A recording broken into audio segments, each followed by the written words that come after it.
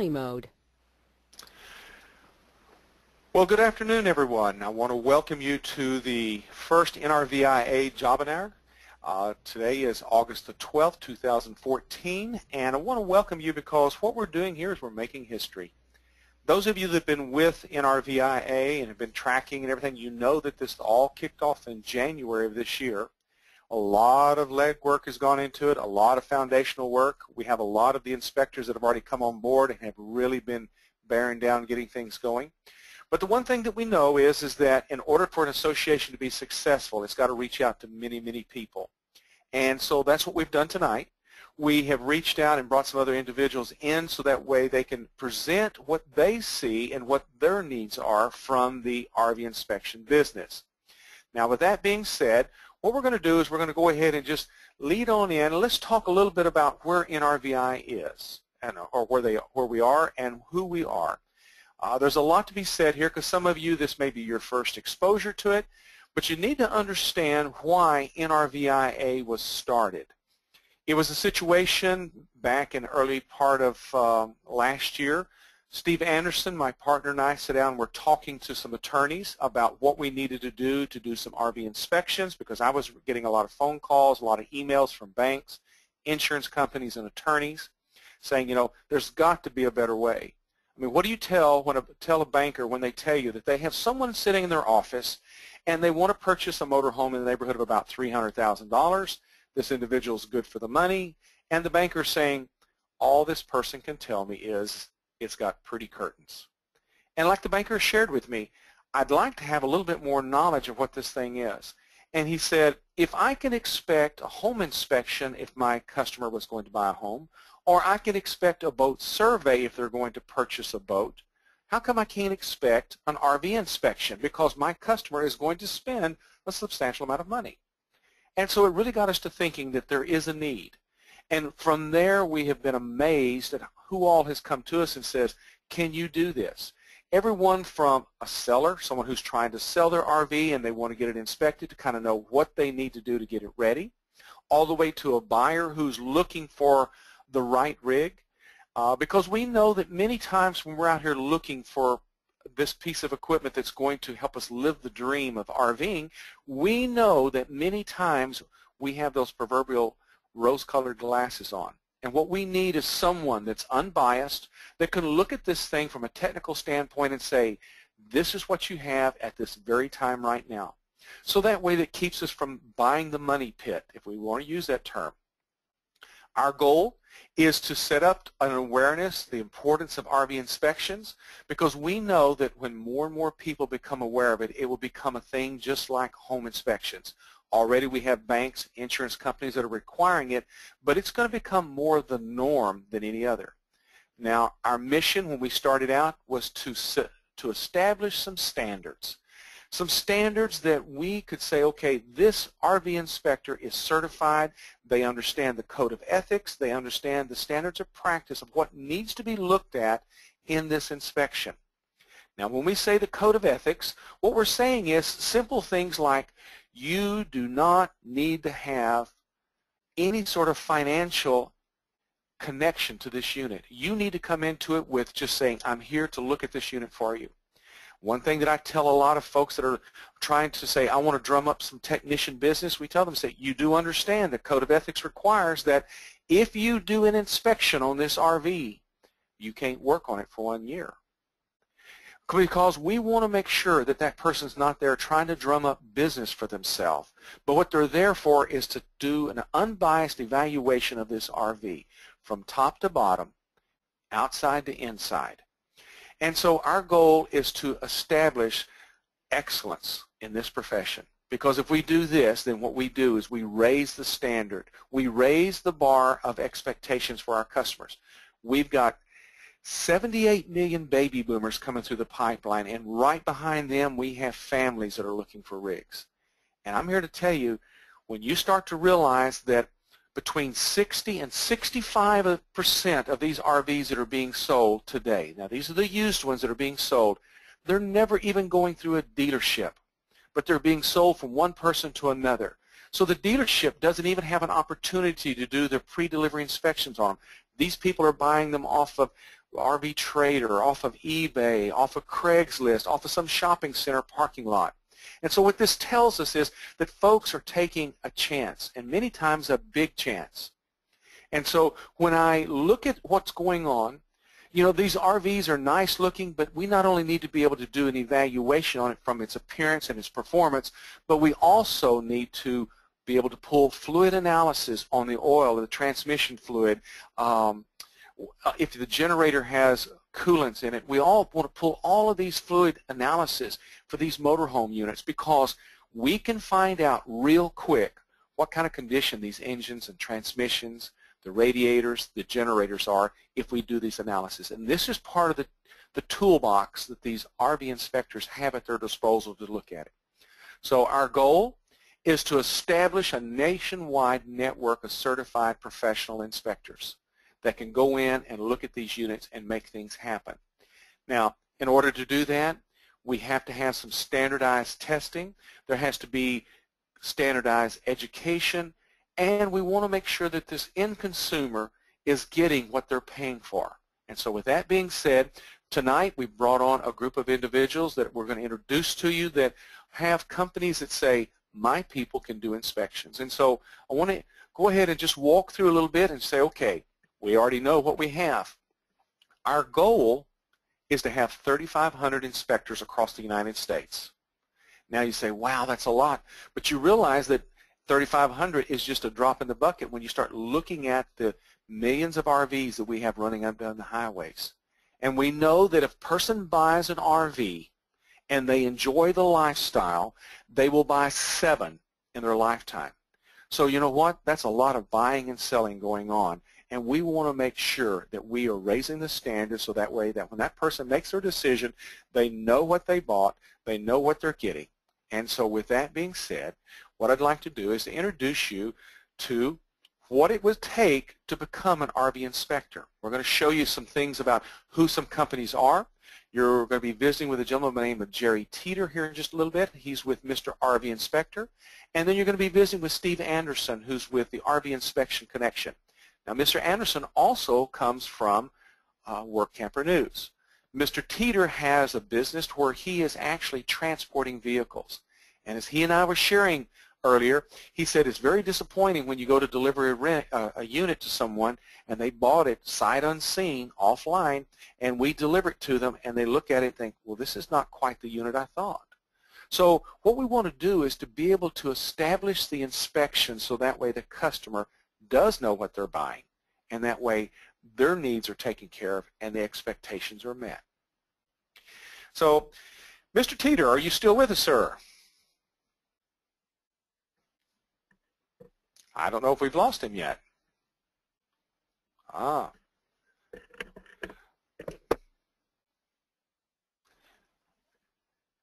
Jerry Teeter, are you with us, sir?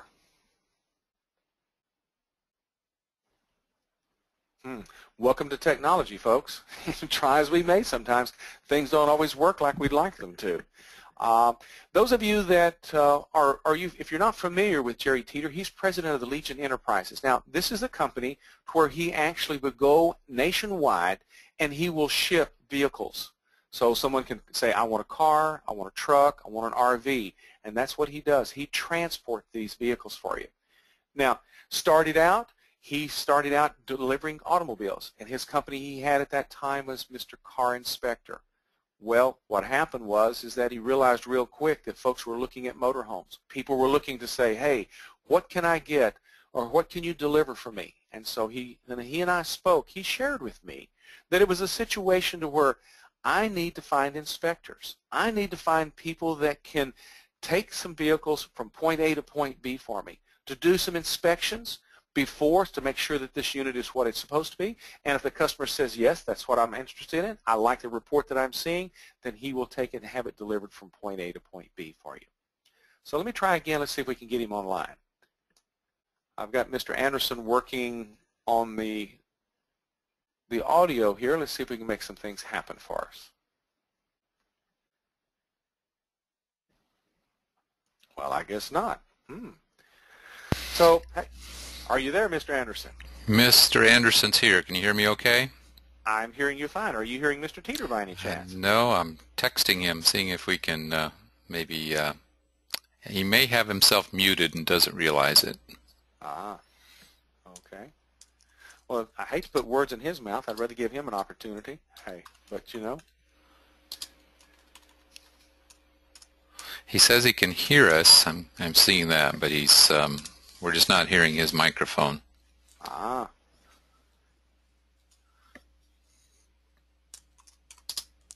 As I say, welcome to modern technology. Sometimes it goes the way you plan, sometimes it doesn't.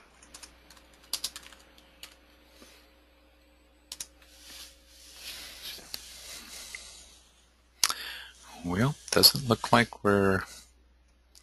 Okay, I think he's switching gears. He now has a microphone connected. He was on a telephone.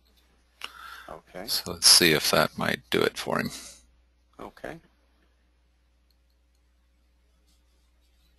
I remember the first time we did a webinar. It wasn't pretty. Audio dropped out, and I forget how many hundreds of people we had online. It was like, oh dear, I wanted to crawl underneath the desk. But you know what? You soon realize that that's just part of it. Mm-hmm. As those of you that know, we call that the purple monkey. You know, he gets up on your shoulder and he screams at you, this is bad, this is really bad. But you know what? It's not. It's not. Life is good. We go on with it. So, Jerry, if you can hear me, if you're switching over to microphone, you're going to need to change your audio settings on the little control panel to mic and speakers.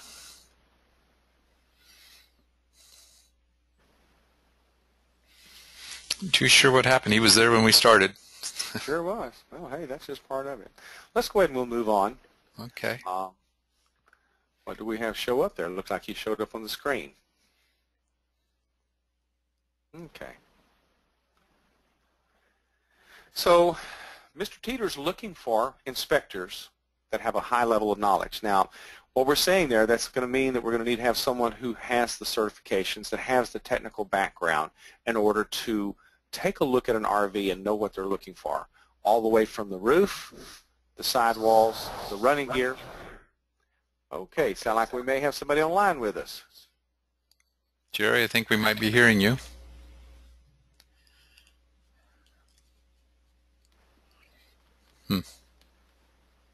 Huh. Well, it was working when we started, wasn't it? Okay.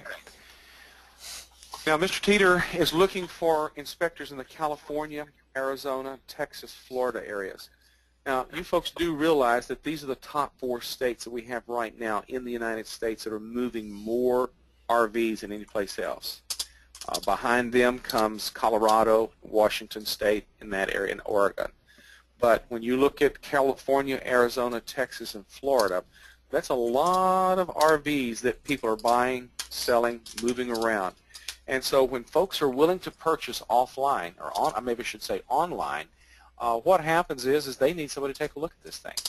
And so that's one thing that we talked about with a lot of the certified RV inspectors, is that what to look for, what they need to be taking serious evaluation of, so that way we can make sure that the unit that they talk about in the reports actually helps the customer see what they're buying. Because I subscribe to the thing, there's going to be one of 3 decisions that's going to be made. You're either going to look at the report that you get and you're going to say, yep, this is what we're looking for, I think it's going to meet our need. Or 2, there's some problems here, might need to renegotiate a little bit, or we might need to figure in that we're going to have to add a component. I mean, maybe one air conditioner's bad, or maybe we have this little problem here, or got a little more scuff than we thought, but we can live with that because we can fix it. Or you walk away. And so that decision has to be made by the consumer. That's not the individual, that's not the inspector making that decision. That has to be done by the consumer, the one who's going to be saying, I want to do this. Now, there's some other programs that go with that. I mean, there's some extended service agreement contracts that can be added to it.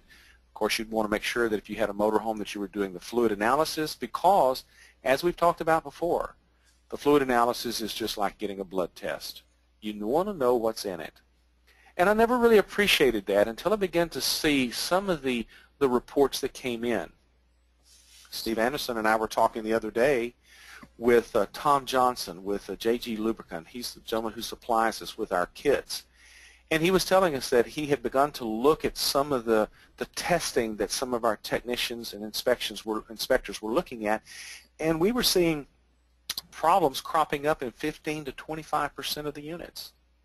And he said he felt like that as we got a larger base number to work with, we would probably see that number come down. But what that tells you is that a lot of times people don't even know what kind of condition those engines are in. And so when you start looking at the price that it takes to rebuild one of these diesel pushers, rebuild that engine or do something with a tranny, or believe it or not, 40% of the engine failures in these motorhomes comes from some sort of coolant issue, like bad radiators, hoses, and that sort of thing. So that's a pretty high number when you think about it. So these are the kind of things that that oil sample, that coolant sample, and that hydraulic fluid sample out of that tranny, these are the kind of things that they will tell us as to what's going on with that oil.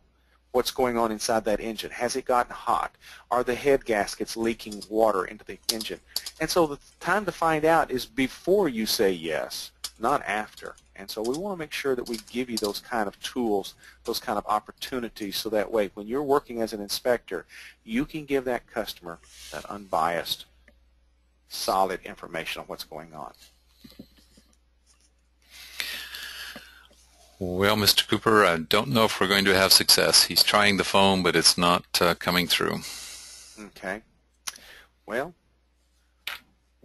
I tell you what do you think about let's just going ahead and moving on to the next section, which I believe is yours. Are you okay with that? That's fine. And then maybe Mr. Teeter will jump in and we can grab him in the tail, and that'd be great.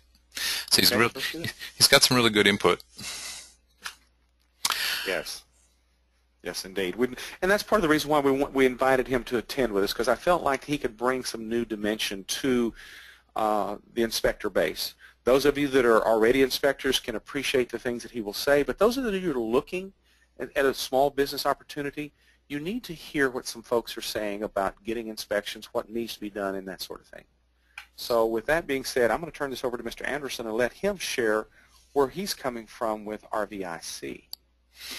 All right. Thanks, Mr. Cooper. Again, I'm Steve Anderson. I am the president and owner of Work Camper News, and it was that relationship that really brought this concept to the table of the thousands of RVers that we have worked with Work Camper News through the years. And what we have seen is thousands of people purchasing RVs, used RVs, with just crazy things happening because they did not have the ability to have it inspected or realize that they could have that done. And they were purchasing, as you put it earlier, Cooper, money pits. Literally, they were purchasing headaches. They were purchasing problems.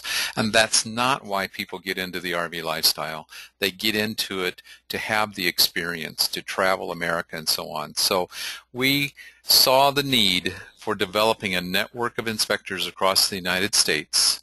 And the more that we have talked about this, and currently I'm in the Shipshewana, Indiana area. We are in the heart of RV territory. We're just down the road from the RV museum, and we have had the opportunity to talk to many of some of your top individuals in the RV industry. We've had meetings with them and shared with them our vision, our story, showing them exactly what we are doing, and they are buying in, and they are asking us to get this program moving because they see the need. They realize that this is going to be a major benefit to the industry. And so we at RV Inspection Connection, what we are looking for is literally an army of certified inspectors, and we will only contract with inspectors that are certified through the National RV Inspector Association. And they have the requirements for your knowledge testing as well as your ethics standards. So that's number one for us to consider someone to become affiliated with RV Inspection Connection. These folks, Mr. Cooper, can be anywhere in the United States, and one of the reasons I was passionate about developing this program was that for our work camper base of individuals who have a desire to travel, to provide them another opportunity that they could look at and consider to be able to run as a small business entity from their RV, which opens up a whole new gambit of opportunity for tax savings and for income production, etc.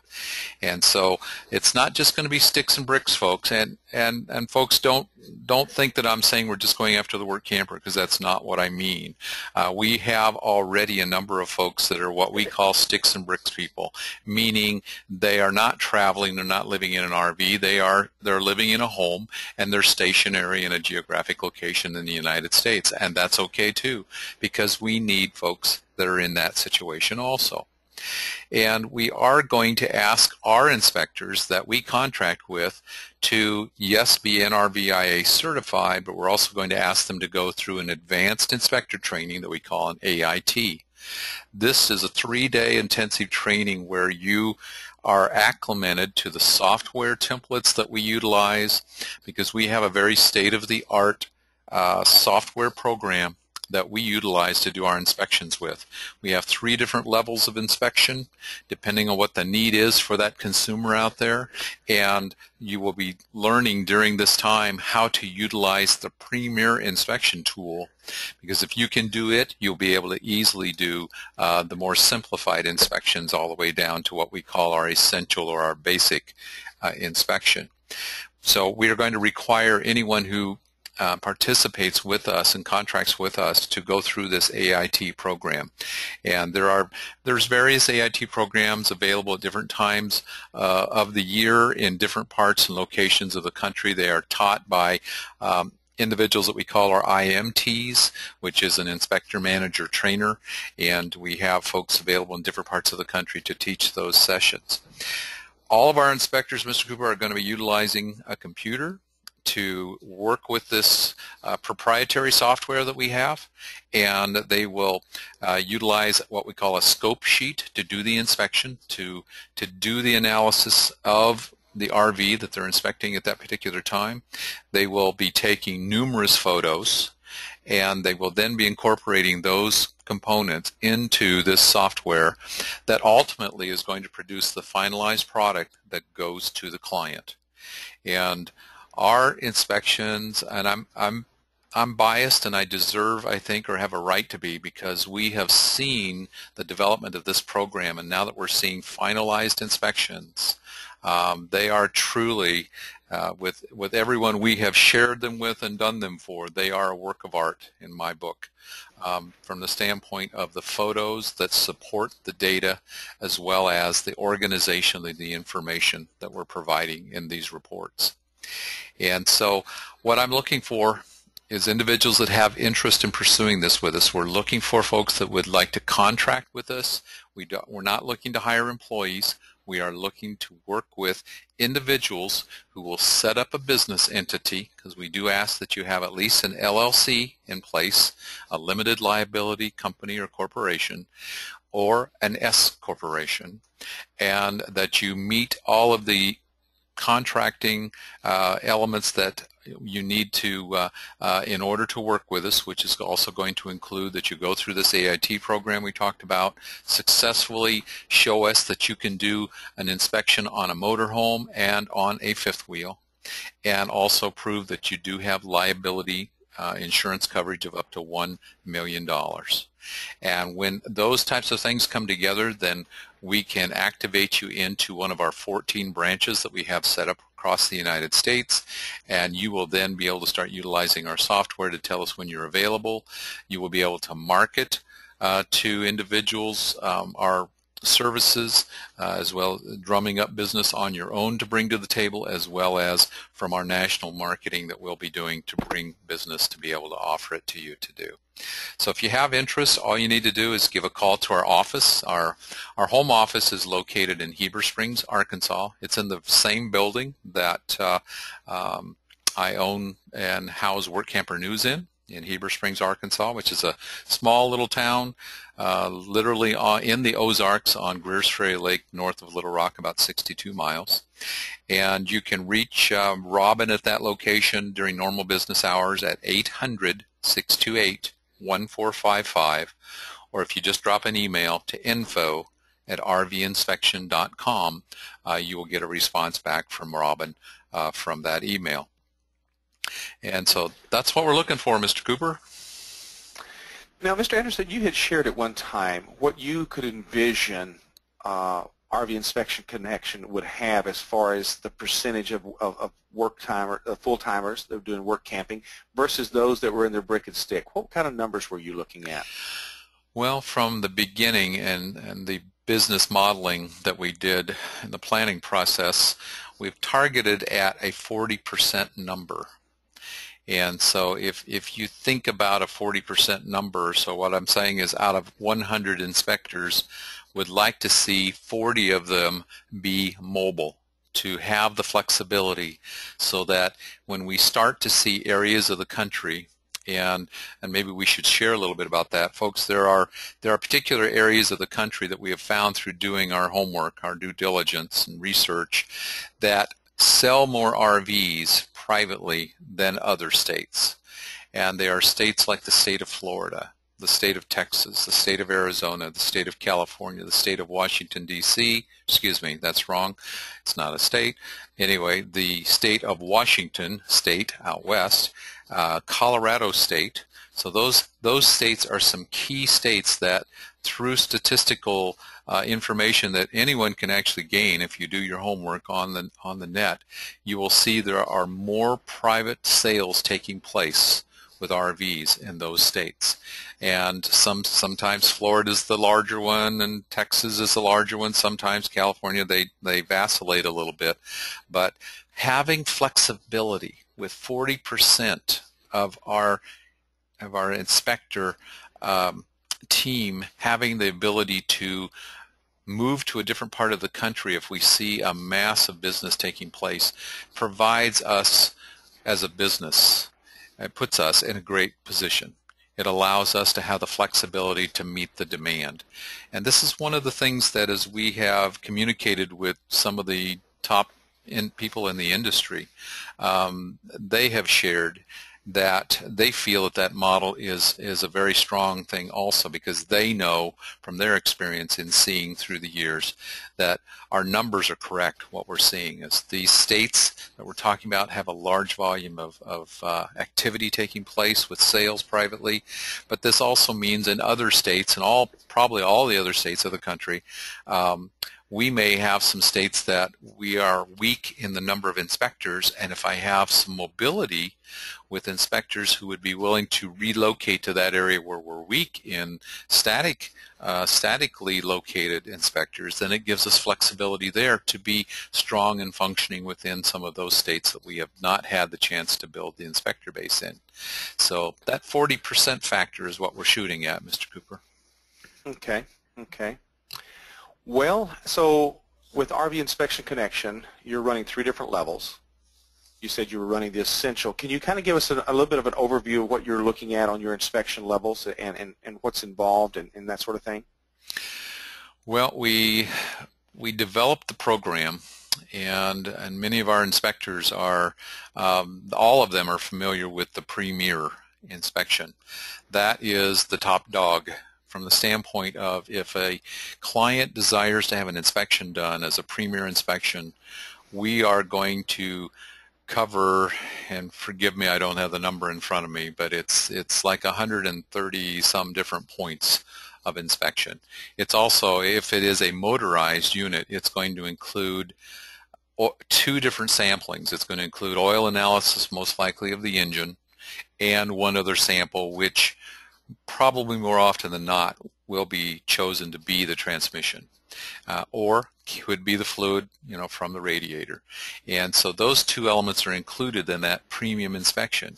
And what that's providing that client is not only a very good evaluation of the equipment itself, but also the blood test that's going to tell us what's going on inside that engine. And as you already mentioned, Mr. Cooper, working with the laboratories that we work with, they're seeing, and they've been at this a number of years, they have good statistical bases of data where they can tell you based on every time we do, let's say, 100 samplings of 100 different rigs, there's going to be at least 15 of those rigs that have issues that will be reported to the owner to let them know that they may want to take that into consideration if they're thinking about buying that unit, that there's a possibility there could be issues with that power plant in that RV. And wow, what better time to know that before you buy the thing as compared to after you buy the thing and you have put your hard-earned money into it, and then you find out you've got issues with problems with that diesel engine that's in that, which could end up costing you thousands of dollars for repair. So that level is going to give you a major snapshot. Where we believe we're going to have a lot of our activity in the future is what we call our Essential Plus. The Essential Plus is a little smaller scale from the scope size of what we actually evaluate on the RV. We're still, in all of these levels, we're looking at the life safety aspects for sure, and those are being evaluated at all levels. It's just that we're not quite as in depth on some of the elements of inspection at this Essential Plus level. We are still going to provide them with a sampling of their choice, most likely will be the oil from the crankcase of the engine, and that will be part of this report. And this Essential Plus level of inspection, what we have done is we've tailored this one to be very similar in nature cost-wise from what we saw out that people were offering, but from the standpoint of quality, it's going to blow them away. It offers so much more than what we have seen for what people are paying of similar price. And then we're going to have the folks that just want a basic inspection done. And we're calling this one the Essential. It's going to literally rival in cost what those in fact, we've seen some very basic inspections being done by some well-known companies that are charging the types of fees that we're talking about and do not cover all of the life safety aspects and the things that should be covered in this inspection. And we also believe that we will have we've been approached by insurance companies, for instance, to start working with them after we need a stronger base. When we tell them what we have for inspectors at this point in time, it's not quite strong enough for some of them. They want to see this base be a little bit larger so they will then realize that when they call upon us, we're going to be able to take care of their needs to do what right now we're simply calling it an industrial type of inspection for like an insurance carrier. They want to know, has there been hail damage? Has there been some things that maybe have taken place with that RV previously before they put an insurance policy on it? So it's more of a look-see, and it's actually a very quick type of inspection to be done. So there's a broad spectrum there, Mr. Cooper, Okay. as far as the types of things that we're going to be looking at. But it takes individuals who, first of all, they've got to have some savvy when it comes to understanding an RV. And the training that is available through NRVIA online that you have provided for them will prepare them for stepping into the testing, getting the testing done, to then go on and take their code of ethics. All of those are the basic elements they've got to have done before they can consider contacting us to contract with us. And once we have determined we would like to contract with them, they will need to have their business entity in place. They will need to have their insurance in place, and they will need to successfully go through an advanced inspector training course. And it'll be a location of their choice, but they will need to go through that and then to do these 2 inspections to show us that they can really do what they say they can do, and that we will know then that we can have confidence to put them out there with our clientele. Very good. Very good. Well, we've had some questions come in. Let's see if we can bring Mr. Teeter online. I'd like to do that before we open things up for the questions, if you don't mind. So let's see if we can bring him up again, if you don't mind. Okay. I've had several people say maybe we had him muted, but for those of you that, if you've worked sometimes with GoToMeeting, GoToWebinar, you can establish people as panelists and organizers. We had him set up at that, so he should not have been muted at all. So he should have been in good shape. So. He's showing that he's active on there. Are you live with us now, Jerry Teeter?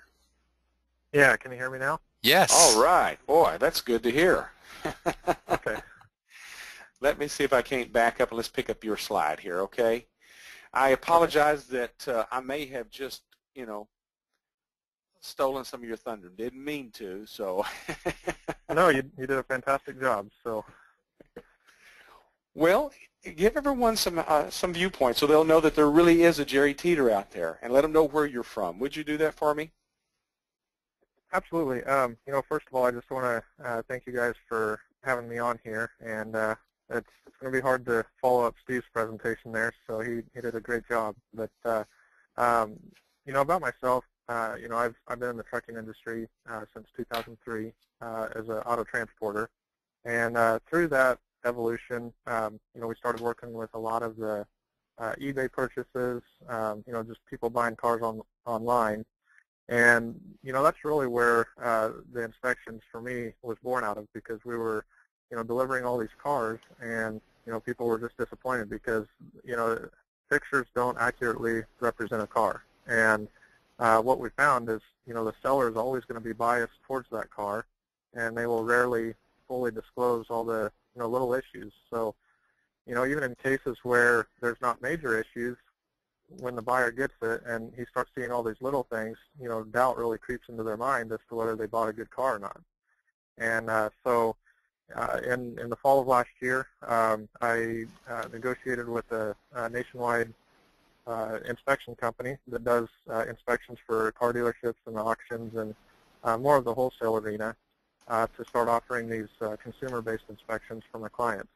And we were able to get Mr. Car Inspector going. And through that, naturally, RVs and motorhomes started coming into the request. So just in the last, 6 months, we've really been taking a look at the RVs and, trying to get that out there. I've been working with a couple folks that are a lot more experienced in the RV industry than myself to develop an inspection. And through that process, that's where I located you folks at the NRVIA. Where we'd like to be part of that, and just really help consumers out there know what they're getting before they spend their money on it. So that's kind of our background and where we came from. Okay. So if you looked at what as far as the head count, as far as inspectors that you're looking for, because you mentioned the states that you wanted, what are you looking for as far as individuals? How many?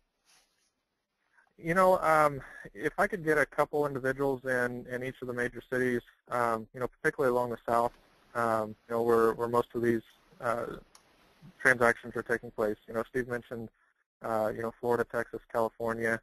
Those are my three hot spots. And then, I just any major metro area. So, any population of 1 million or greater, they're going to have RV sales going on, different camper outlets and, different places selling them. So, really for me, if I could find a couple in each of the major cities, I'd be very happy with that. Okay. The questions that I guess a lot of folks are asking, and I'll ask both of you gentlemen this question: what kind of income can we expect on this? Because let's cut it to the chase here. So I guess my question is who wants to take that first lead there? I guess I'll jump in. We're going to be offering, pretty much the same levels that Steve mentioned. So, we'll have a basic verification inspection where, they're just mainly wanting to, verify that the vehicle exists, the VIN number's correct, and, basically that it's just there. And, those will start at $100 all the way up to, our in-depth inspections. We estimate will take around 6 to 7 hours to complete. And depending on the levels and everything, those will pay anywhere from $400 to $600. So, there's quite a range in between there, depending on what the customer chooses. Okay. So, if you look at someone who's doing that inspection, say the most in-depth one is 4 to 6 hours. So, let's just say that you just did one a day. That'd be a pretty good clip there if you could do 3 or 4 of those a week, 5 of those a week if you had them. Okay. Very good. Absolutely.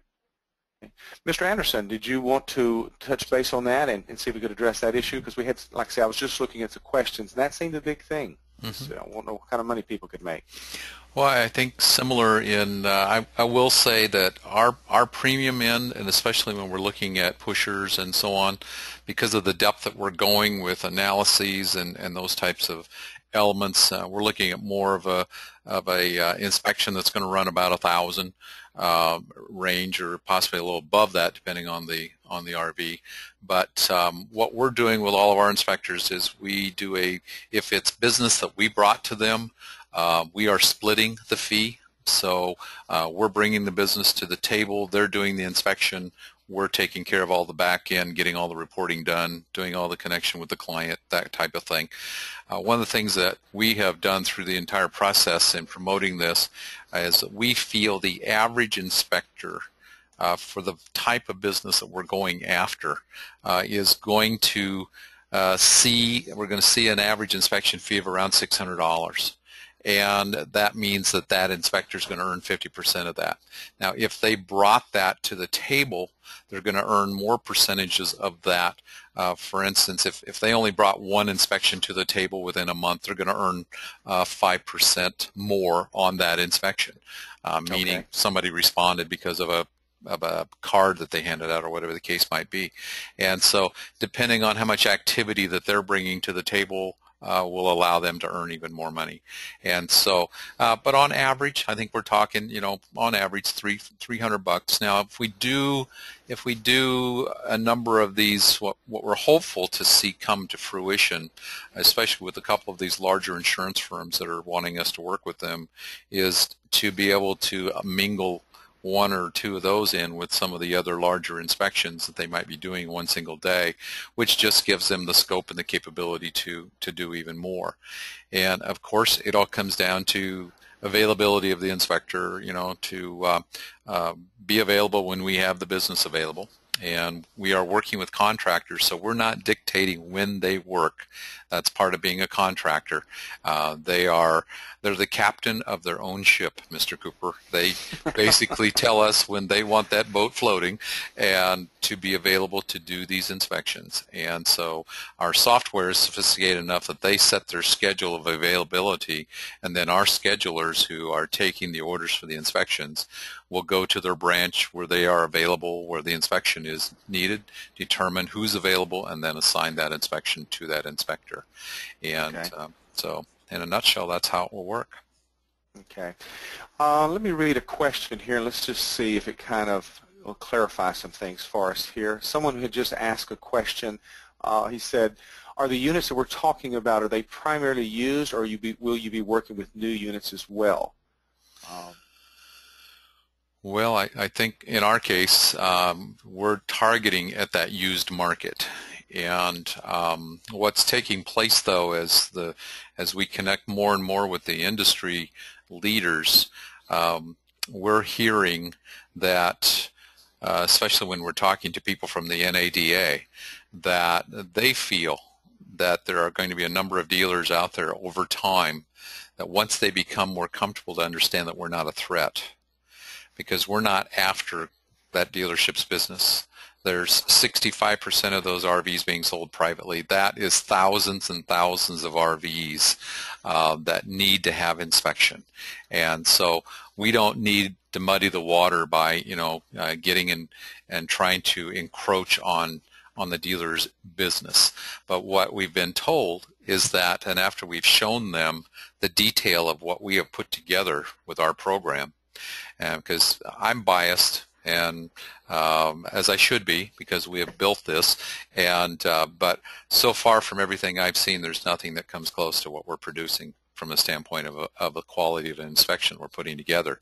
And many of these folks in the industry are saying there are going to be many dealers who want to hire our inspectors as a third-party outside source to be able to come in and do an inspection of their used equipment that they may have taken on consignment or that they have purchased and they're going to sell, so that now it's a third-party source giving the state of the union, so to speak, of what's going on with that RV, instead of one of their technicians, which could be perceived as bias. And once we get to that point, that's where I think a number of dealers are going to step up. And I have excuse me, I have this vision, Mr. Cooper, You know, when you look at an RV, it's got the RVIA little oval sticker on it. There's going to be another one that says inspected by an NRVIA certified inspector. Okay. Mr. Teeter, you know, what do you see? Do you see what you're looking at you'll be inspecting as being used or new? What do you see your primary function to be? Yeah, you know, I would kind of echo Mr. Anderson. Nearly all the calls I get are primarily from eBay, you know, RVs that are listed on eBay or RV Trader, and you know, typically it's from buyers that are more than 500 or 600 miles away. You know, because what we found under that, you know, the buyers will just drive and look at it themselves. So typically it's about the 500 to 600 mile range that we see. But yeah, it's the newness of the RV doesn't seem to matter too much. It's more of it's just a used vehicle, and you know, the potential buyer is halfway across the country, and they just want an unbiased opinion of what it is. Okay. Okay. All right. Let's see here. How do you charge clients and pay inspectors if two separate clients want an inspection on the same unit within days of each other? So let me see if I understand that. How do you charge clients and pay inspectors if two separate clients want an inspection on the same unit within days of each other? Wow, that's an interesting concept. So if I'm understanding what Chris is asking, if you had two people that say, hey, I need to get an inspection, so how do you guys handle that? Mr. Teeter, you want to start out with that one? Well, I'd say that's a fantastic question, and to be honest, that's not something we've run across yet. You know, with the internet so vast out there, you know, I represent or do all the shipping and inspections for eBay's largest listing agent. They're a company that helps consumers market their vehicles primarily through eBay. And, you know, on any given week, they're listing over 100 vehicles a week. So, you know, my ads are showing up on every one of their ads out there. And, you know, in the 4 years I've been providing shipping, and, you know, in the last year of the inspections, I really haven't run across that yet. So, you know, Okay. that's something that we'd certainly look at addressing, but it's a very rare instance that would happen. Okay. Well, you know, Mr. Anderson, what are your thoughts on that? Well, I'm still not sure if I understand the question, Mr. Cooper. So we've got one RV and we have two different individuals that are interested in it. Is that it? That's the way I read the question from Chris, yes. Okay. Well, the simplicity is the inspection is for the client. And so if I've got two separate clients, that means it's going to be inspected twice because the client owns the inspection. Now, in the case, if it's the seller that's ordering the inspection, which, you know, that's another avenue that we are pursuing very heavily because we believe that a seller can put themselves in such a perfect position by getting a quality inspection done. And we have even got our ducks lined up now where that seller for just a couple of $100 is going to be able to put a 90-day extended service agreement on that RV. So now when they're marketing it to these two individuals, they can say, here's the inspection done on X date, and when you purchase this based on this inspection, there's a 90-day extended service agreement already in place on it, and Okay. they transfer ownership to it. Okay. And, you know, that's really a big thing when we think about it, is that taking care of some of that risk, taking care of some of that unknown, and by being able to do that extended service agreement. I know when I was talking with some of the folks in the extended service agreement business, you know, they were very concerned about taking a look at some of these used units because they had no one that could tell them what kind of risk that they were coming up against. But like one gentleman told me, he said, if you can bring me an inspection report and you can bring me oil analysis and the different fluid analysis if it's a motorhome, then sure, we'll cover that, because what we now know is that we're going to take care of the risk. We're going to make that go away. So let's see here. Any idea how much $1 million policy might cost? I think what they're looking at there is, well, they're jumping questions on us here. And guys, if you don't mind, what we need to do is to the question that's being asked as far as errors and omissions insurance and general liability insurance, that's something that we'll cover on the NRVIA site. If you don't mind, what I'd like to do is let's stay focused with these folks that are dealing with inspections, so that way we can ask those questions and get information from them. Let's see here. Let's see. Mr. Davis is asking a question. Once the inspector gets into a hot area of inspection such as Phoenix, can he work as much as he wants, or is he on the list of first come, first out type of dispatch? Gentlemen, maybe I better ask that question to both of you. Well, in our situation, he would be assigned to that branch that would have the Phoenix area, and it's going to be dependent upon his availability when he's available. If we have two people within the same geography that are both available, it's simply going to be an alternation process. There's an opportunity comes in, he gets it the next day or the same day. If another opportunity comes in, the next person gets it. If there's only two of them, then it'll just vacillate back and forth. Our premise will be, so that they understand this, is taking care of the client. And so if it comes down to that Mr. Davis isn't available for a couple of days and we've got a customer that wants it done ASAP, we're going to assign that even if he is in line to get the next inspection. If it's 2 days down the road until he's available, we're going to assign it to the inspector that's available the most immediate. And hopefully that answers the question. Okay, very good. Mr. Teeter, any thoughts on your viewpoint if you've got somebody who's staying in one area, and then how you would handle the dispatching for that area?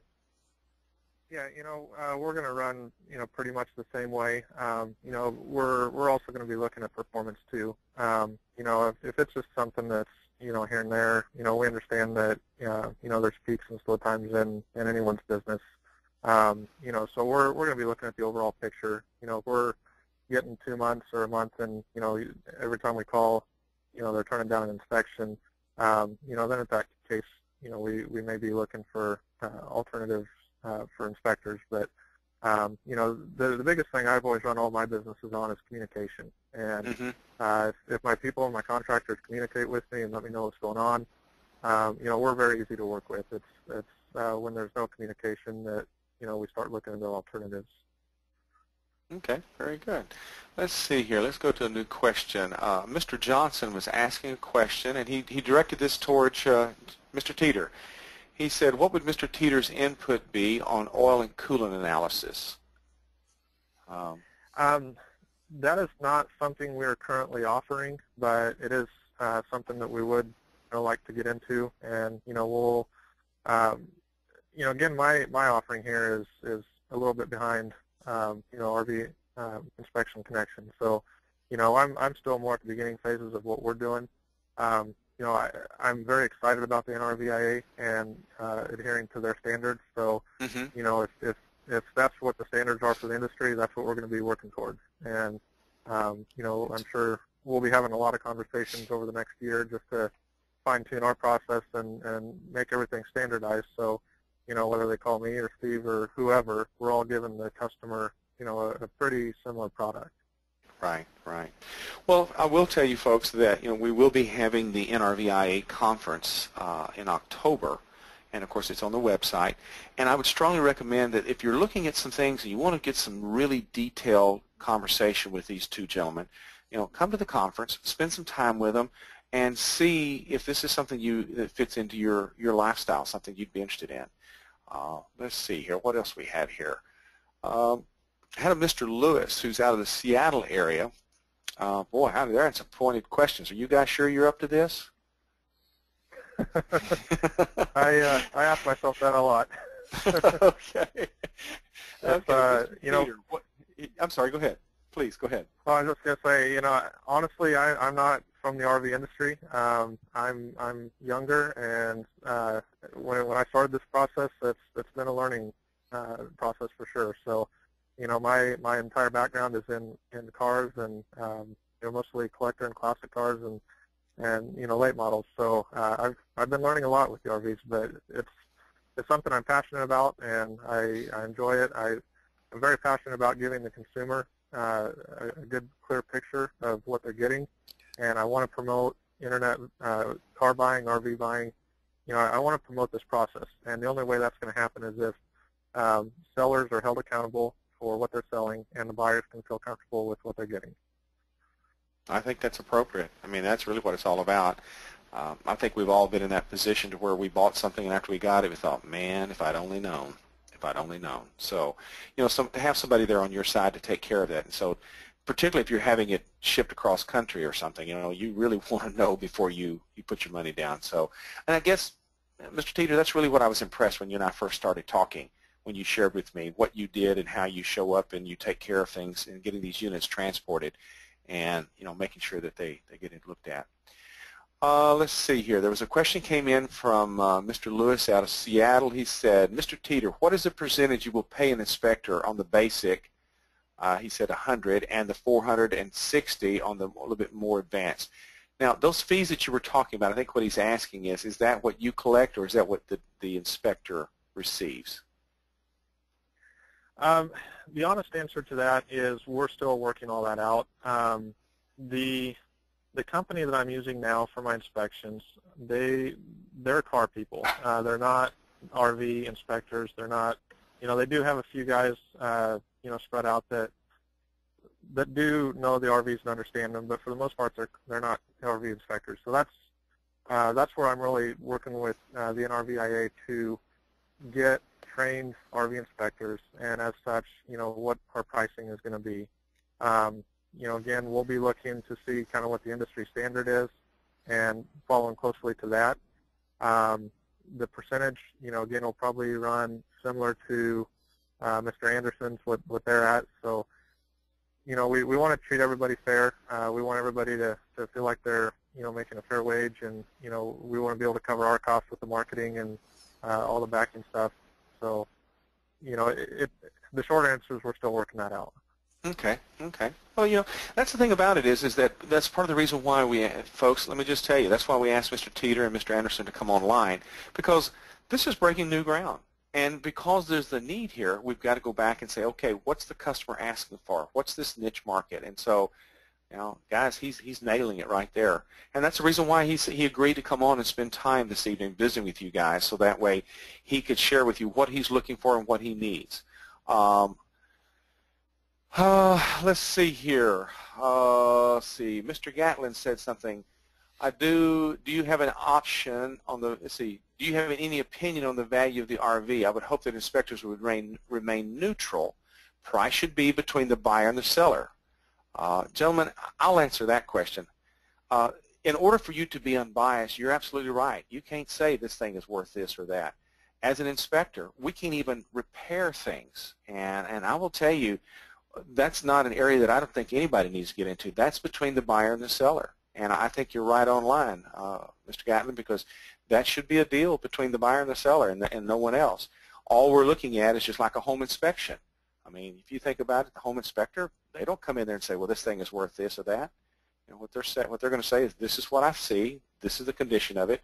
And I know when I've done inspections on my own, you nearly always have people ask that question, say, well, if you were me, would you buy this thing? And it's like, you have to be very direct, say, well, that's not for me to say. This may or may not be the RV that I would be looking for, but this is what the report says, and this is a decision that has to be made. So I think that was a good question there.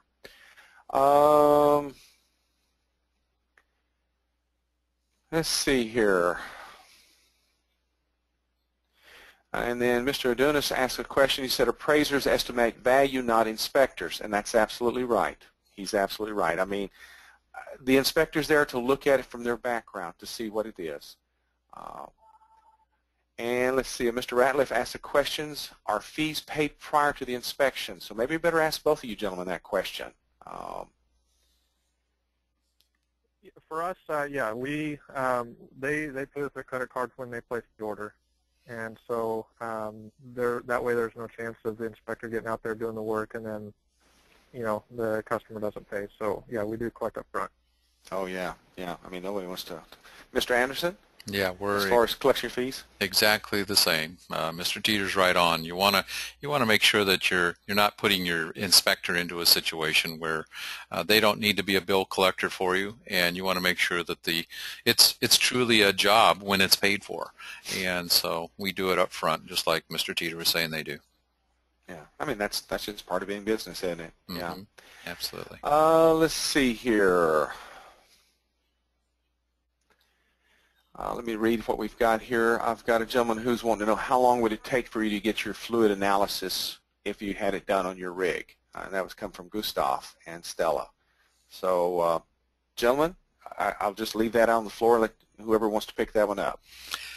Well, it all depends upon how it's handled.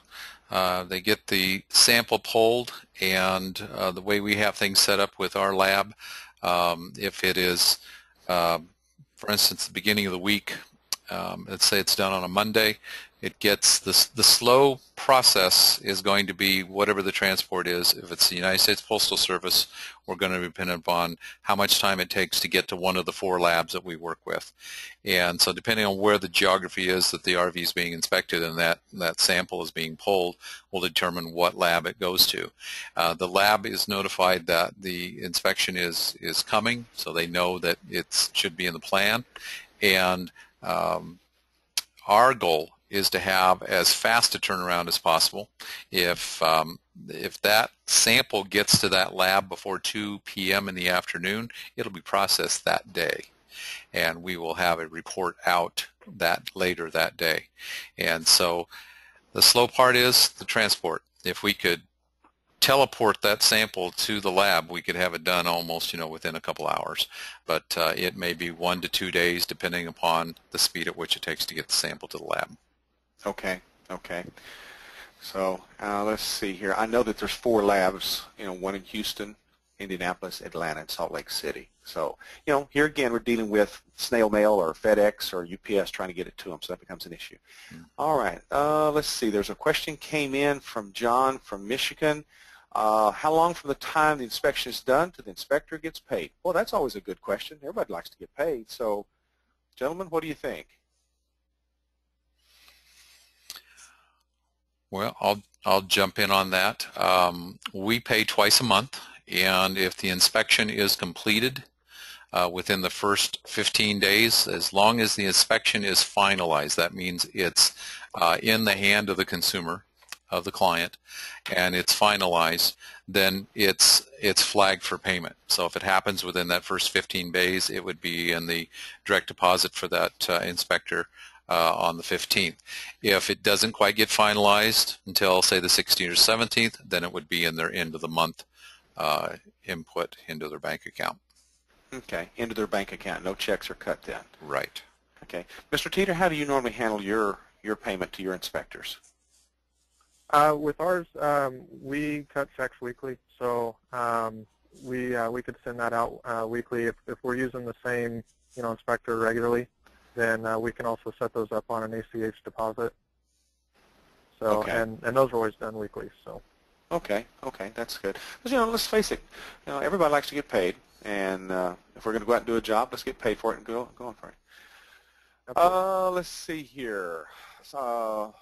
Mr. Gatlin asked another question. Mr. Gatlin, you got some good stuff here. He's asked the question, besides having knowledge for an inspection, are there any tools or special items that are required to do this job? If you don't mind, let me direct that to both of you gentlemen, and you just tell me what you feel like, what you're expecting of your people, and as far as tools and that sort of thing.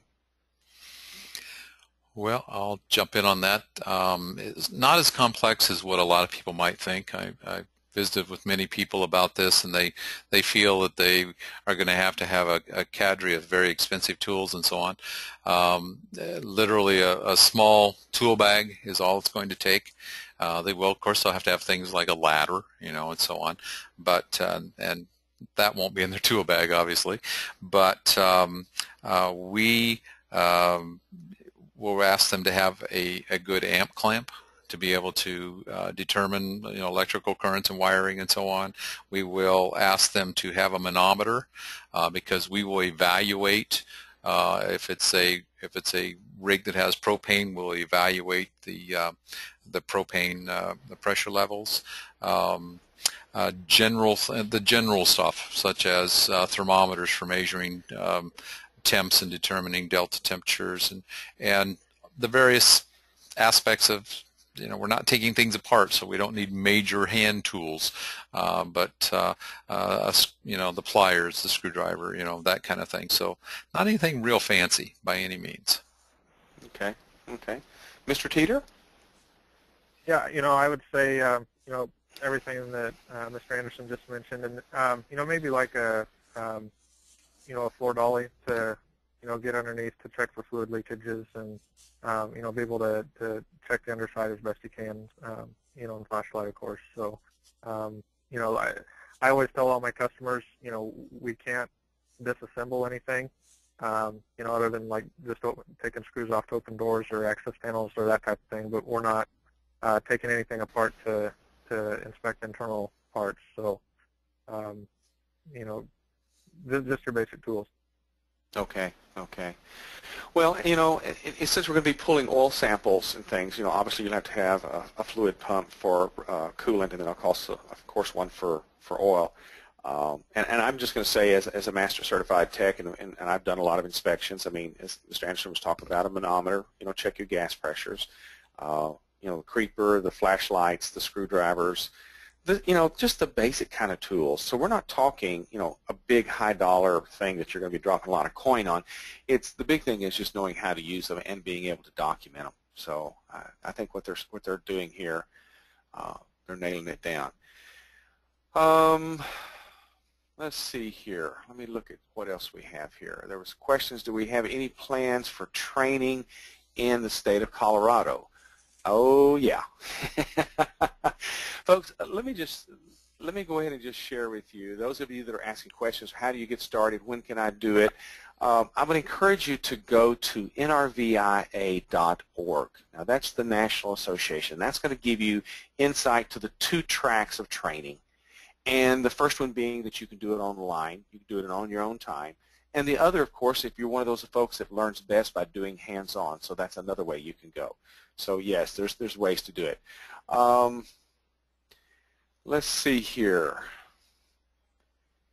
Questions asked by Mr. Roberts want to know, will the inspections include a drive test? Which I think is a very good question, because that's always a big thing that comes up. In our situation, Mr. Cooper, no. Our inspectors will not be asked to take on the liability of driving any vehicle. Okay. Okay. Do they go, and let me ask Mr. Teeter, what about you, sir? With the RVs, that's actually something we are still ironing out, for that same reason, the liability issue. For vehicles, we do a short test drive, usually just a mile or two, and the seller is typically with the inspector. But with RVs, there's just it's a different world and a different set of liabilities. So that is yet to be determined for us. Okay. Okay. Very good. Well, I look at it from the standpoint is, if the customer's there, the person who either owns it, the seller, if you're doing the inspection for them, or the buyer, and the agreement is that they have the approval to drive it, and then you want to go along for the ride, then hey, that's fine. But I'm like you. I'm not real crazy about it, because every vehicle is a little different, and some of these big rigs, particularly some of these big motorhomes, that's a lot of risk to take on. Right. Let's see here. Mr. Teeter, do you have inspection software for RVs like you do on auto software, and are you still in development? We're still in development on that. I've got, I have our inspection, our premier inspection, all the points ironed out, and we're still developing the lower level ones, and then software will be the next project. So okay, we're still working on that. Okay. Folks, I will let you know that NRVIA has software that has been developed specifically for those of you that maybe want to go into business for yourself, or maybe you're working for another third party. It's called RV Inspection Pro, and that software has just come out of beta, and we'll be testing it here believe it or not, this next week or so, just to see how it goes. So if that happens and we get it laid out for you, those of you that are looking about software, this gives you an opportunity where you can buy it on a per-use basis. So rather than spend, $2,000 or $3,000 on buying software and the next year you've got to do an upgrade, this way you just buy it as you use it. And when you start talking about, okay, the software costs you, just a few dollars to do that inspection, and then let's say if something happens, you don't do an inspection for a week or so, then you only use what you need. So a lot of that will be coming out. So those of you that have been involved with us will begin to start sending out emails and share with you and give you an opportunity to do a trial of the RV Inspection Pro. So there's some opportunities there. So Joe was asking that question about the software, and I understand, because some customers are okay with getting a written document. Others prefer software with photos and all this other. In today's technology, a lot of folks want to get it on their computer. And so why not just go ahead and deliver it? If they're at work, then they get it, and that way they get it taken care of. All right, so there was a question asked here. How would each company handle compensating the inspector for a job that is 100 miles from their home base? Mr. Roderick, that's a good question. So how would each company handle compensating the inspector for a job that is 100 miles from his home base? I'll jump in on that one. Our inspections cover a certain radius of we work with metropolitan areas, so we'll cover a certain radius of that city, and then we will charge the customer a surcharge if they're outside of that radius. So that extra charge will most likely be most of that will be passed on to the actual inspector. We're still working out our rates on that, but it'll be at a minimum, the government rate or the IRS rates, but we're actually looking at a higher rate to just cover their time and the fuel involved in maintenance and everything. So we will compensate for that. Okay. Mr. Anderson? Basically the same concept. We're using a 50-mile radius, and anything greater than a 50-mile radius will have a mileage fee charged to the client, which is dollars that come back to the inspector. Okay. Very good. Let's see, there's another question came up here. Would a heavy-duty jack be needed for brake inspections? And I guess that's coming from Mr. Case. He must be a very technical guy because he's asking very specific questions. Good stuff. So, gentlemen, do you see yourself going out there with a heavy-duty floor jack or jack to lift that thing up and check it? No, I don't see our inspectors doing that. Okay. And we're talking primarily motorhome, based on what I'm reading here. Mr. Teeter, what do you say there? I would answer the same. To me, that's getting into more than what we advertise to our customers. So, the brakes, usually, we may do just a rolling test, right there in the parking lot, but, we're not going to have the inspector jack up the vehicle. Okay. All right. I mean, and with a lot of these motorhomes, many times you almost need to, if you need to go that deep, you almost need to take them into the to Spartan or Freightliner or whoever it is that has that chassis and let them look at it. So I think it's good. Mr. Dillon asked the questions. Do you have to climb on a rubber roof? Well, whether it be rubber, fiberglass, etc., you will need to be getting on the roof of the RVs to do the inspections, yes. Okay. Mr. Teeter, what do you guys typically do? Do you have your guys go up on the roofs and? Yeah, we're having them check, the vents and the roof seals and everything up there. If there's air conditioning units, just checking to see, just do a visual inspection of all those components that are up there. Okay. All right. Now we're back to another question on oil analysis, and the question is by Mr. Ward. He wants to know who pays the shipping of the oil to the analysis center. The inspector will pay for the shipping, and then the inspector will actually be reimbursed for the kits that they have to maintain an inventory of at a dollar amount that will exceed what they have spent for the kit as well as the shipping. Okay. So that way they're not going to get hurt. So if they have oil kits. Okay. Correct. Mr. Teeter, what do you see with you guys? What do you see happening in your part of the world on that? Yeah, once we start offering that, we will figure that into our cost to the customer, and then also what we're paying our inspectors. So the inspectors will pay for it when they send it, but it'll be figured into what they're paid. Okay, okay, very good.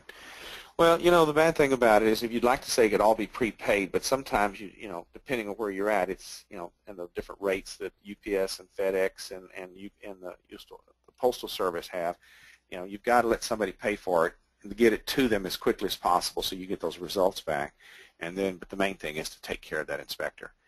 I know when I used to do insurance claims work, there were just certain expenses that I had to take care of up front, and they usually weren't big ones. I mean, maybe when I did some shipping of some reports and stuff, 15 or 20 bucks, but that was always included in, and I was always reimbursed for that. So, and I would see that to be the same thing here.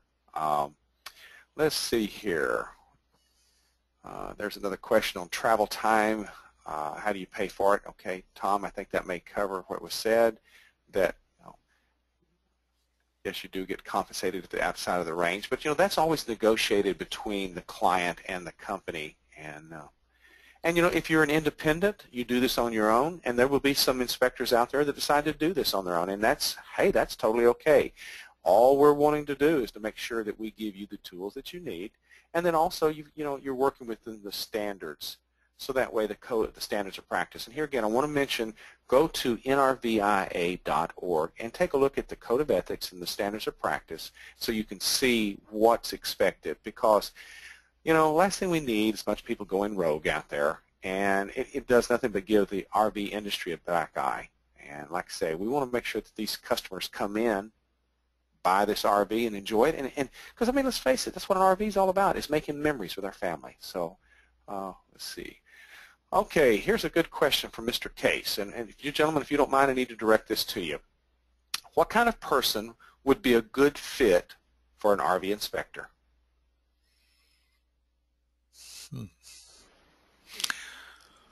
Well, I know I'll jump on that first here. A lot of people might think that they need to be like maybe the super technician, super qualified, knows everything about RVs and that type of thing.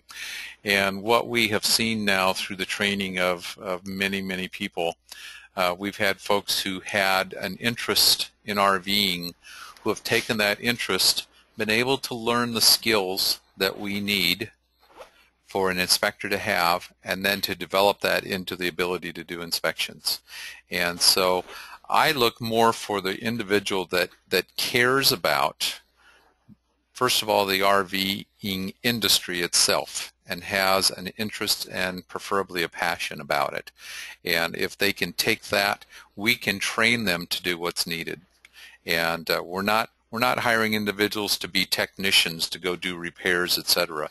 We're teaching them what they need to know to be observant, to take care of the inspection, follow a very regimented inspection process, and be able to follow procedures.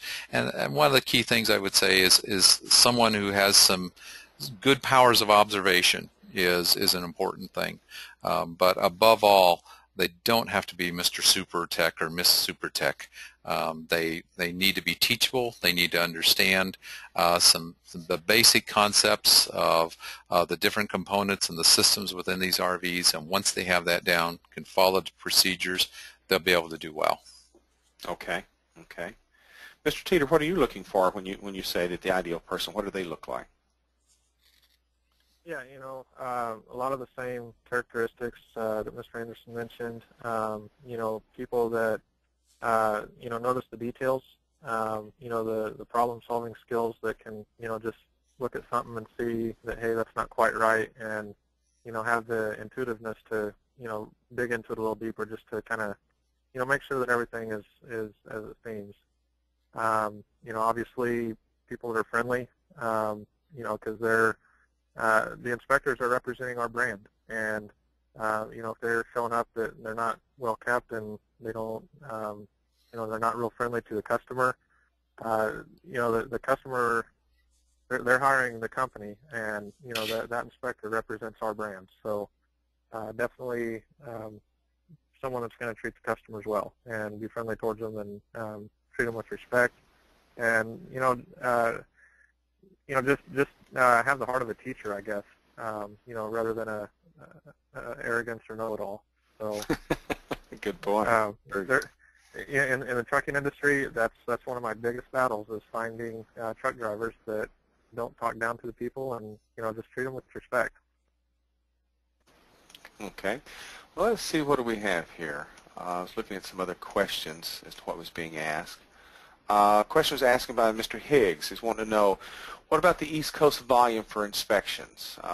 Gentlemen, do either one of you guys want to address that one?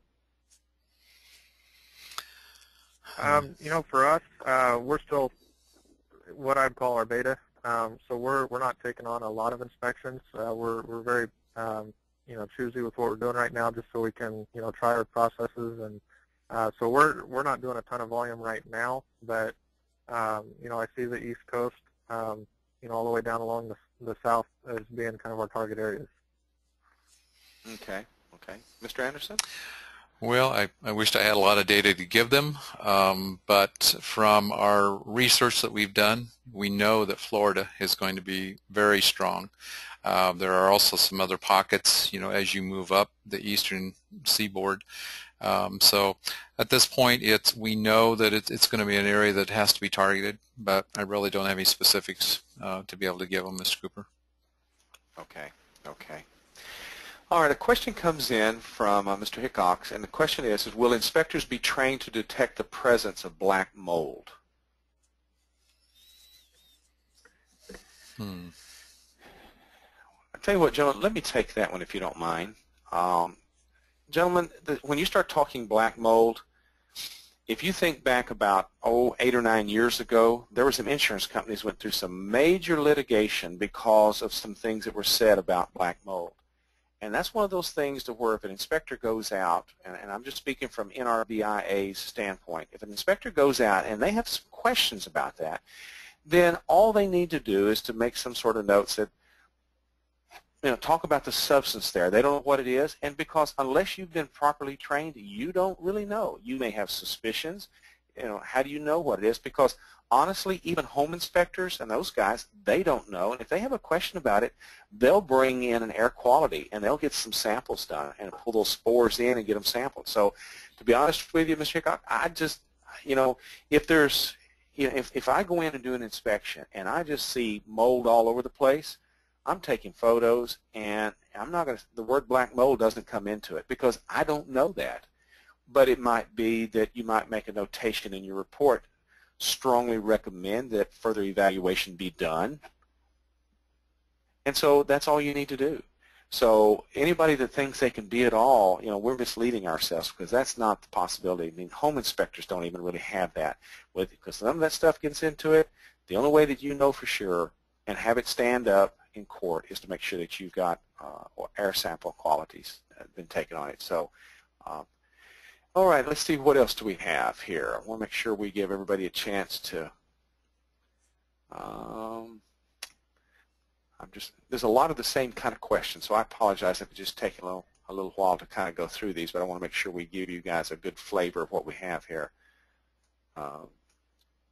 Question is what's the cost of being certified and advanced certified? And that comes from Mr. Elbrook. Mr. Elbrook, if you'll go to the NRVIA site, it's all laid out there. For a 1-year membership with the training, the certification is $4.99.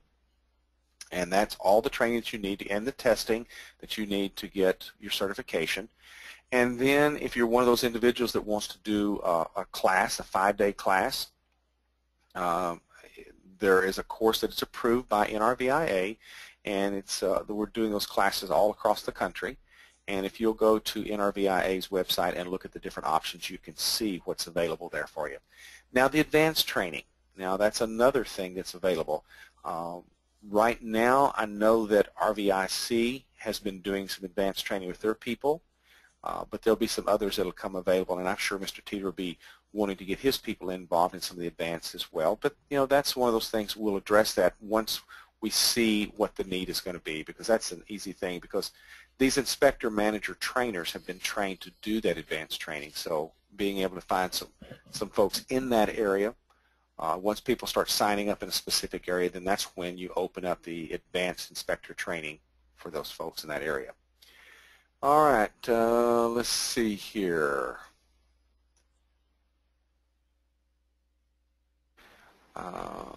There was a gentleman who asked a question here. His name is Ron. He said, if we are full-time RVers, what radius for my park would be expected to cover?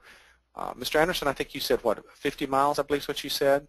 Yes, 50 miles is, well, that's until we get into a mileage agenda. We would encourage them to, the further out they're available, the more probability of Okay. more multiple assignments.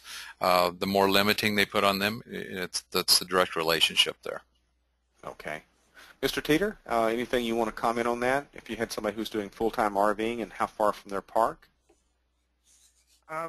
You know, at this point, we're not really set up for that scenario. But you know, like I mentioned earlier, it goes back to communication. You know, if our inspectors are communicating with us where they're at and where they're going to be staying, you know, we'll just take it on a case-by-case basis, and you know, we'll call them, see if they're available. If they're not, then you know, we'll just move on to the next person. Okay. Okay. All right.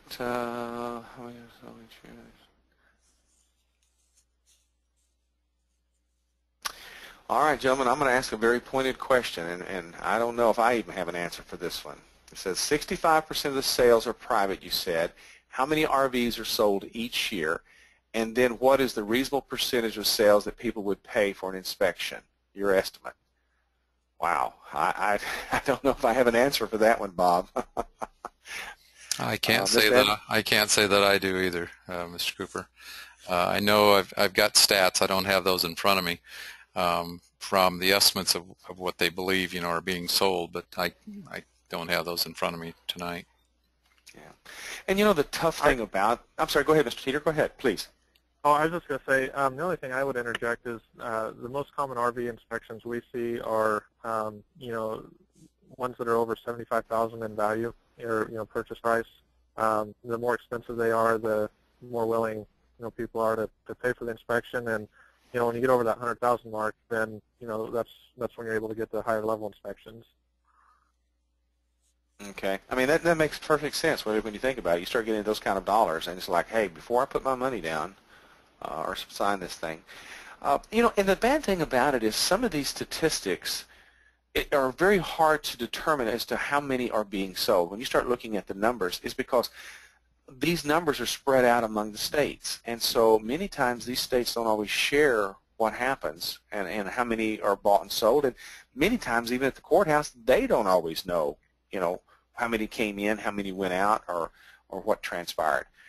But what we do know, and that we're driving those numbers of that 65%, we're driving those numbers off of what insurance companies are telling us, and they're able to give us a pretty good run. The extended service agreement companies are saying, you know, we would like to have a bigger piece of the market, but this is the big abyss, and we don't know. And so if you can bring us an inspection report and tell us that, you know, what kind of conditions in, if it's a motor home, give us some fluid analysis, then we know what kind of risks we're involved. And let's face it, that's what those guys are all about. They want to balance the risk. They're willing to jump in with us, but they want to balance the risk, and I totally understand that. Again, let me mention, we had scheduled another gentleman to be with us. He was with an extended service agreement company. But unfortunately, I got a text message from him probably about 20 minutes before we went live, and he was having trouble with his internet connection. He's out in a remote area in Massachusetts, and he wasn't able to get through. And so it's kind of like, wow. So when I thought we were having problems with Mr. Teeter, I was thinking, man, what's going on tonight? You know, so I'm thinking, oh. So Mr. Teeter, you'll never know how glad I was to hear your voice. Let me tell you. I'm glad we can join you.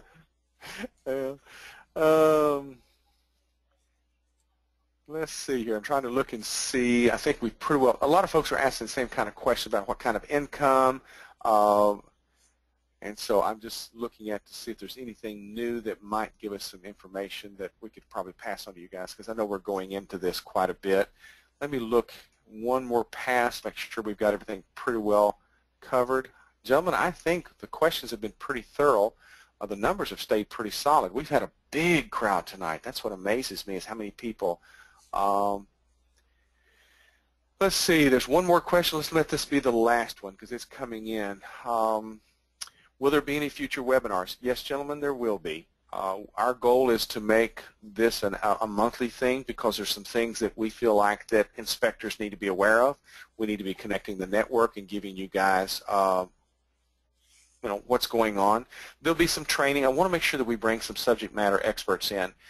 There's a gentleman that Mr. Anderson and I met who's with JG Lubricant, and I would like to bring him on. I think he could probably give us some really good insight to oil analysis. And, granted, he is an engineer, so, from that perspective, you need to understand he's going to be talking technical stuff. So, this might be one of those things that you need to come into it knowing that we're going to be talking technical, but he can give us a really solid understanding of what's being looked at when we look at these samples.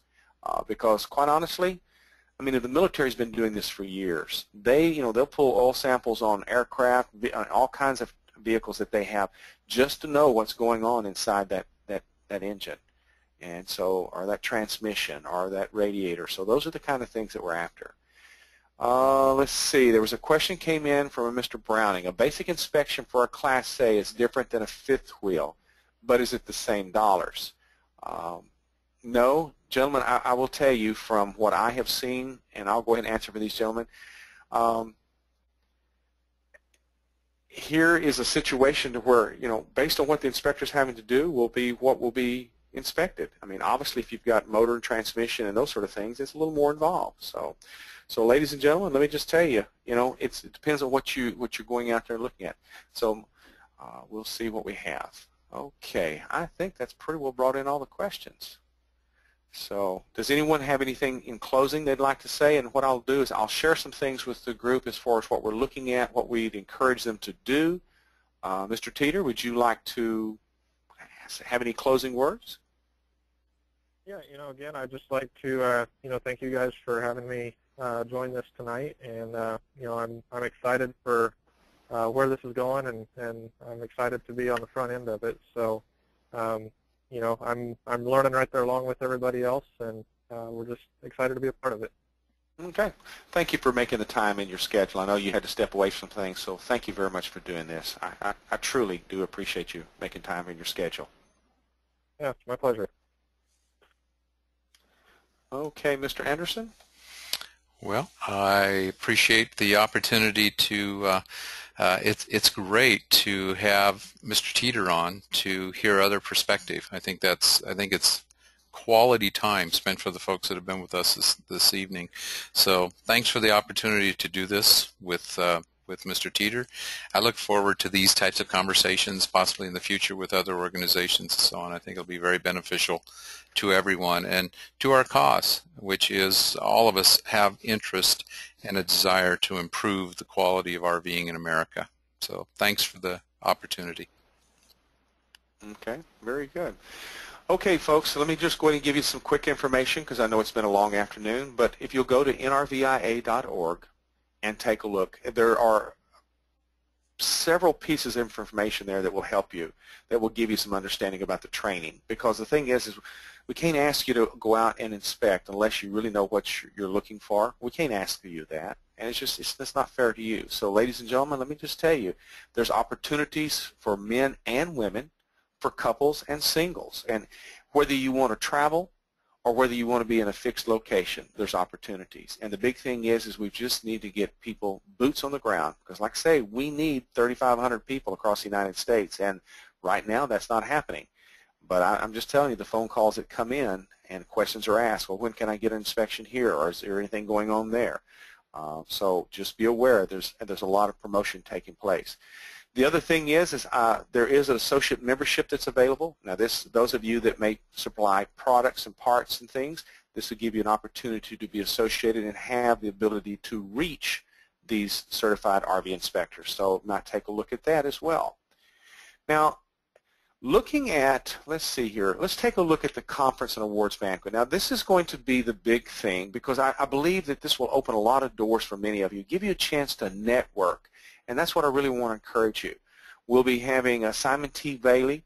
He'll be coming in. He'll be our primary speaker to kick things off for us. Now, Mr. Bailey had worked for Disney, motivational. And sometimes we need to be able to get together and hear the same message from the same person, so that way we all are in unity. And the thing is that if you know that you're not the only one out there doing the same thing, you're not the only one out there fighting the battle, it gives you a sense of camaraderie. And that's what we want to do, is to give everybody a chance to pull together and to hang out with one another. Then we'll have Mr. Mark Kohler. Now, he's classified as an RV attorney. Those of you that have been involved with him, you know that he's helped a lot of folks set up their entities. He's got a really sharp mind and an understanding of what small business can do, because it's a world of difference of setting up your business properly versus just starting out as a sole proprietor. If you want to keep more of your money, folks, let me just tell you, and take it from somebody who's been there, do it right. Set your business up as an entity instead of a sole proprietor, so that way you have access to more deductions. You get more to your bottom line. Then we'll have the gentleman from Tom from JG Lubricant. He'll be there to talk with you folks. Now, you have to understand, because this is a 2-day session, you will be able to pick up your continuing ed hours. You'll pick up 16 hours during that time period. Then we're going to have Kevin Kennedy. Now, he's what we call the RV claims crusher. We know that there may be issues that we may have somebody who says, you know, I have an issue with it. You may get a letter. That's why you want another attorney to help you take care of these issues. We don't want it to happen, but you know what? I'd rather go in with an extra bullet in my holster than going there with empty ammo canister. So by having a gentleman like Mr. Kennedy there, he can help us take care of a lot of things. He can help us to identify the risk management, so that way we can avoid the landmines that are out there. Then we will be having a gentleman by the name of Joe McAdams, who is the chairman of Amerigo. Now, Amerigo is a very large news magazine. Mr. McAdams has a very large, a very history in the RV industry. And what we're going to ask him to do is to share what he saw when he first took over the Affinity Group and bought Trailer Life, Motorhome Life, Good Sam's, and then when he sold it. Then he went over and moved over into Equity Life, and this is Thousand Trails and Encore, and then he's moved out of that. So now what he's at, believe it or not, he lives in Arkansas, and that's how we were able to ask him to come and spend time with us, because we believe he can bring some perspective to us in this industry. So those of you that come, and I'm going to encourage you to come, as a matter of fact, treat this as an invitation. And when you and I meet, I want you to look me straight in the eye and say, I came because you asked me to. So, hey, I'm looking forward to it. It'll be October the 25th and 26th in Heber Springs, Arkansas. Now, what we've done, we've had some folks that have said, look, I'm waiting for certain monies to come in, so I'll tell you what we've done is we've gone ahead and given a discount of $199, and this will take care of your meals at the conference, and it'll also take care of your all your activities. And if you'll notice, we're going to have a social time, barbecue by the lake and things like that. So take a look at your calendar. Mr. Teeter, does it look like you're going to be able to join us there October the 25th and 26th? Yeah, as of now, we're certainly planning on it. Okay, good. Because this will give folks a good chance to meet you. And Mr. Anderson, I suspect you'll be there since you live in Heber Springs. So Good probability, Mr. Cooper. okay. Is that one of those aha moments? Okay. Yes, it sure is. So, all righty. Well, does anyone have anything they would like to add to what has been said this evening? Because there's been a lot of dialogue. There's been a lot of things that will kind of work over the technical glitches, and now we've got Mr. Teeter online, and we've got everything rocking and rolling. It's just like, okay. So, ladies and gentlemen, I'll present this out to you. Mr. Anderson, Mr. Teeter, do you have anything further you'd like to say? Yeah, I think we covered it all, and I'm excited to meet people at the conference. So we're just excited to get going on this. Okay, very good. Mr. Anderson, anything you'd like to say? Nope. I just thank everybody for attending this evening, and hope to see them at the conference. Like to see more folks get involved in NRVIA, so we can start getting more of those certified inspectors available out there to get to work. That'd be great. Very good. Well, everyone, let's wrap this evening up, and we'll be saving this recording and posting it online. You'll be getting a notification, so if you want to listen to it again. If any of you want to reach out to us, if you'll just reach out to nrvia.org, the email address is info, I-N-F-O, at nrvia.org, and Robin can forward those messages on to us. So I want to wish you a good night, and ladies and gentlemen, thank you for joining us tonight.